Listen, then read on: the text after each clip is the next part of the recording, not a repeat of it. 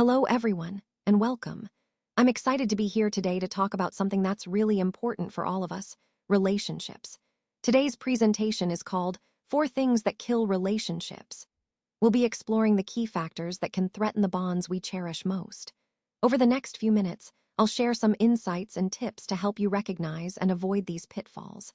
So, let's dive in and learn how to strengthen our connections with the people we care about. So here we are at the beginning of something special. You've finally met the girl of your dreams. It's that moment when everything starts to feel right. You've paid attention to all the signs, put in effort, and now you're with someone who seems perfect for you. Of course, no one is perfect. She has flaws, just like everyone does. But what matters is that you've decided she's worth it, and she's done the same for you. This is where the real journey begins, built on mutual understanding and acceptance. It's about recognizing that perfection isn't about flawlessness, but about embracing each other's imperfections and choosing to grow together. And that's what we're exploring throughout this presentation: the foundation of lasting, meaningful relationships. Navigating the breaking point can be one of the most challenging moments in any relationship. Let's be honest, relationships are not fairy tales. No matter how wonderful things seem right now, there will come a time when you might question everything. You might find yourself asking, do I still love this person? Or is this worth it anymore? Those moments are completely normal and something every couple faces at some point. What really makes the difference, though, is how you handle that critical point. Strong couples don't ignore or avoid these feelings. Instead, they confront them head-on. They use these moments as opportunities to understand each other better, to communicate openly, and to decide whether they want to grow through the challenge or part ways. Remember, it's not about avoiding the breaking point, but about navigating it wisely. That's what can ultimately determine whether your relationship survives and even becomes stronger. This is a key part of the overall journey, learning how to face tough times and come out on the other side with a deeper connection. Now, let's talk about some of the silent destroyers that can really damage our relationships if we're not careful. These are four major mistakes that often go unnoticed, but can have serious consequences over time. First, there's the need to always be right.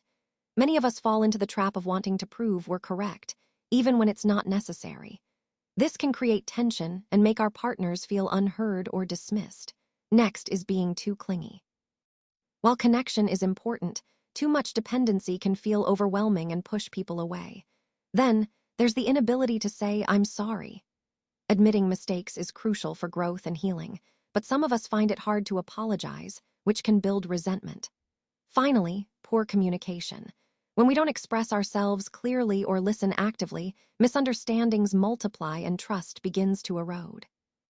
These silent killers can undermine even the strongest relationships, so recognizing and addressing them early is key to maintaining a healthy, lasting connection.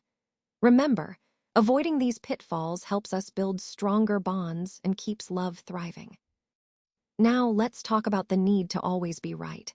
As men, it's often natural to want to lead, to make decisions, to feel in control, and to believe that we know what's best. But here's the thing: if we can't step back and take the back seat sometimes, our relationships are going to suffer. Refusing to compromise, not admitting when we're wrong, or insisting everything must go our way, those are signs of ego, not true leadership. Real strength isn't about dominating every situation. It's about showing emotional intelligence, like saying, "I see your point." That's a powerful move.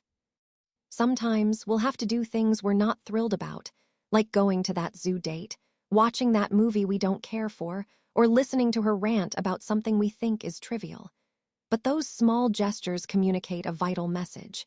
Your happiness matters to me. When we refuse to compromise, it's not about asserting dominance. It's about signaling selfishness. And if a woman feels unheard and unseen for too long, she may walk away. So learn to say, "You're right." Learn to bend without breaking, because the strongest men are those who can lead and still listen. Let's talk about being too clingy in a relationship. At first, that intense feeling might seem romantic, but it can quickly turn into suffocation. When you panic if she goes out or constantly check her phone, what you're really showing is insecurity, not love. Healthy relationships need a bit of space. Giving each other room to breathe creates mystery, excitement, and desire. When we allow ourselves and our partners some distance, it actually gives us a chance to miss one another, and that can keep the spark alive. Trust is the foundation here. If you don't trust her to be loyal, that's less about love and more about fear. Let her live her life. If she truly values you, she'll come back even more in love, not because you've chained her down, but because you've shown trust. And let's be real, when you finally meet someone special, it's natural to want to be around her all the time. You want to protect her, spend every moment together, and make sure no one else gets her attention. But balancing that desire with healthy boundaries is key to building a strong, lasting connection. This slide highlights a common challenge many men face, the inability to say, "I'm sorry." And let's be honest, this one really hurts, especially for prideful men. Apologizing often feels like surrender, like admitting defeat. But in reality, it's actually one of the most powerful forms of strength you can show. When you refuse to say sorry, what you're really doing is letting your pride control you. And remember, pride doesn't build connection, humility does. Most men don't realize that sometimes it's not about who's right or wrong. It's about how what you said made her feel. You might have made a logical point, but she received it emotionally. And while you may have already moved on, she's still replaying your words at 3 a.m., trying to understand why you sounded so cold or distant.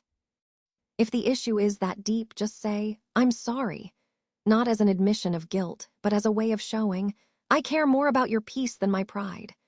A simple apology can reset the emotional tone of the relationship. It's not about submission, it's about connection.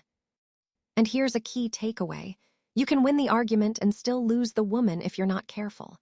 So, choose wisely when it comes to admitting when you're wrong or apologizing. It's ultimately about strengthening your bond, not saving face. Let's talk about poor communication. It may sound cliché, but honestly, most relationships don't end because of betrayal. They end because of silence. When we don't speak up, misunderstandings grow and distance widens. So I want to emphasize the importance of speaking up. Remember, you're not a mind reader and neither is your partner. If something bothers you, say it. If you're confused about something, ask. And if you care, express it openly. Now, avoiding assumptions is equally crucial. Building stories in your head about what your partner is thinking or feeling is a dangerous game. Overthinking can lead to resentment, and that can really damage the connection. Instead, focus on honest communication. A quick, honest conversation can save you from weeks of emotional chaos. Yes, being vulnerable might feel uncomfortable, but it's a key ingredient in building trust. For example, if your partner asks why you didn't text today and you roll your eyes, it might seem like she's overreacting. But maybe she just missed you, or she's feeling insecure because your routines changed suddenly. If you can't be honest with each other, then you're not really in a relationship. You're just guessing. And guessing leads to misunderstandings. So the most vital takeaway here is that honesty and open communication are what truly sustain and strengthen your relationship over time. So as we wrap up, I want to emphasize that losing is actually a form of learning. Every failed relationship, no matter how painful, leaves behind valuable lessons. Heartbreaks teach us more about ourselves, our values, our emotional patterns, helping us grow. And I want to encourage you not to fear making mistakes. What truly matters is that we take those lessons and use them to become more emotionally aware, more grounded, and more capable of love. Remember, relationships aren't about perfection. They thrive on effort, on listening, giving space, humility, and honest communication.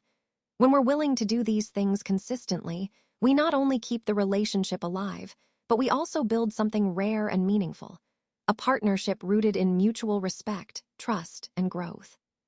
So keep these principles in mind.